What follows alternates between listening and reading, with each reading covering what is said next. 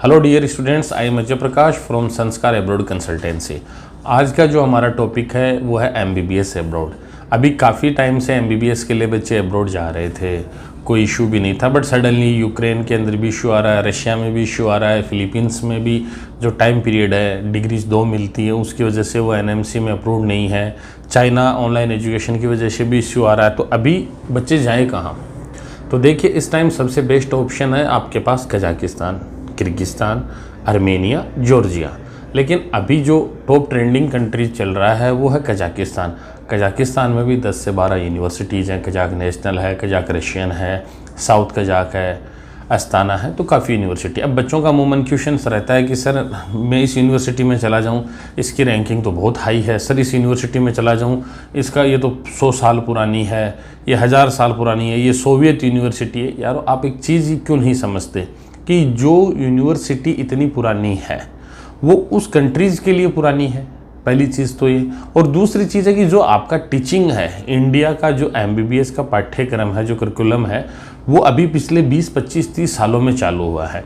तो आप make sure ये करें कि उस इंडियन स्टूडेंट्स के लिए उस कॉलेज ने या उस यूनिवर्सिटी ने एमबीबीएस चालू कब किया था?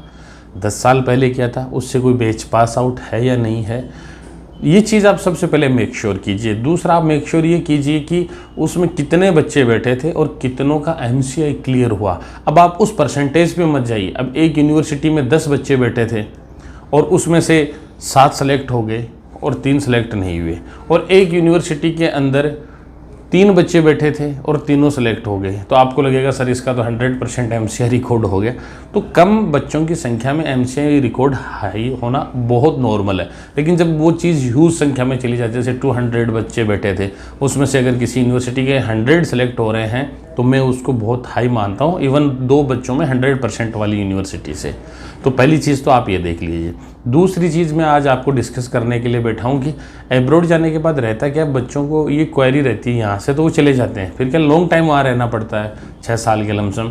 तो जो सबसे बड़ा क्वेश्चन रहता है कि सर हमको वहाँ पे कोई एजुकेशन से संबंधित दिक्कत आती है, हेल्थ से संबंधित दिक्कत आती है, फूड से संबंधित दिक्कत आती है, या सम टाइम फाइनेंशियली कंडीशन ख़राब हो जाती है इन बिटवीन टाइम में, तो फीस में मतलब लॉन्ग टाइम लग जाता है, 2 महीने आने में, 3 महीने आने में, तो स्टूडेंट को प्रेशराइज किया जाता है। तो उन सारी चीज़ों से बचने के लिए मैं आपको एक चीज़ बता रहा हूँ। आप बेस्ट से बेस्ट कॉलेज या यूनिवर्सिटी सेलेक्ट करना चाह रहे हैं, वो आपका पर्सनल चॉइस है, आप हमसे मिल सकते हैं। लेकिन जो यूनिवर्सिटी मैं आपको सजेस्ट कर रहा हूँ वो बेस्ट क्यों है? यूनिवर्सिटी और कॉलेज का नाम है, एक 2 कॉलेज में आपको सजेस्ट करूँगा। एक का नाम है साउथ कजाक मेडिकल एकेडमी। अब ये क्या है, काफ़ी कॉलेजें हैं, काफ़ी यूनिवर्सिटीज़ हैं, लेकिन एकेडमी जो है साउथ कजाक, ये सिर्फ डेडिकेटेड टू मेडिकल है। इसमें सिर्फ मेडिकल की ही पढ़ाई होती है, एमबीबीएस की। अदर कोई ही इसमें कोर्सेज नहीं है। कई यूनिवर्सिटीज़ में अदर कोर्सेज भी होते हैं, तो ये फोकस्ड है सिर्फ मेडिकल के लिए।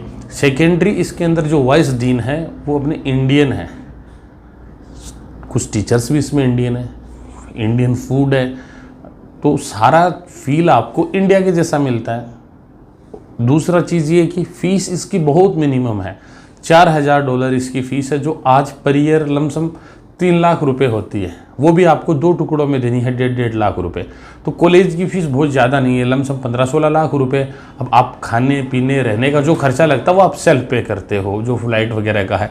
तो कई लोग बोलते हैं कि आपकी एमबीबीएस 15 में हो जाएगी, 20 में हो जाएगी। तो स्टूडेंट, आप ये कन्फ्यूजन सबसे बड़ा है। आप ये देखो ना कॉलेज की फ़ीस कितनी है, बाकी का खर्चा तो आपको करना है, कॉलेज को तो दोगे नहीं आप पैसे भी, आप क्या खाओगे क्या रहोगे।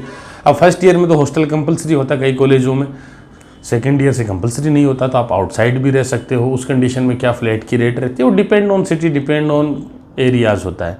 तो आज जो हमारा सबसे इम्पोर्टेंट विषय है कि किसी भी बच्चे को अगर एब्रॉड जाना है, वो कहीं भी जाए, बट एक बार हमसे कंसल्ट करें, क्योंकि काफ़ी कॉलेजें हैं जिनमें फैसिलिटीज़ नहीं है, जिनमें प्रॉपर इंफ्रा नहीं है, हॉस्पिटल्स उनमें नहीं है, बच्चे उनमें चले जाते हैं, फिर आते हैं कि सर मेरे को ट्रांसफ़र कर दीजिए, तो वो फिर पॉसिबल नहीं होता है। क्योंकि ट्रांसफ़र आप बार बार कॉलेज ट्रांसफ़र करोगे तो फिर वो एक मतलब आप कब अपनी एफएमजी की एग्ज़ाम क्लियर करोगे, या जो भी नेक्स्ट की एग्ज़ाम लगेगी उसको कब क्लियर कर पाओगे? इस तरह से ट्रांसफ़र आप लोगे तो आपका तो मतलब बेसिक ही कमज़ोर रह जाएगा। तो अभी सभी स्टूडेंटों से यही मेरी विनती है कि बाहर अगर आप जाना चाहते हो तो प्लीज़ हमसे एक बार कॉलेज के बारे में पूछ लें, उसकी एजुकेशन पैटर्न पूछ लें, वो इंग्लिश मीडियम है या नहीं, वो सारी चीज़ें पूछ ले। और अगर कोई साउथ कजाक के लिए जानना चाह रहा है तो आप हमसे संपर्क कर सकते हैं। Thank you.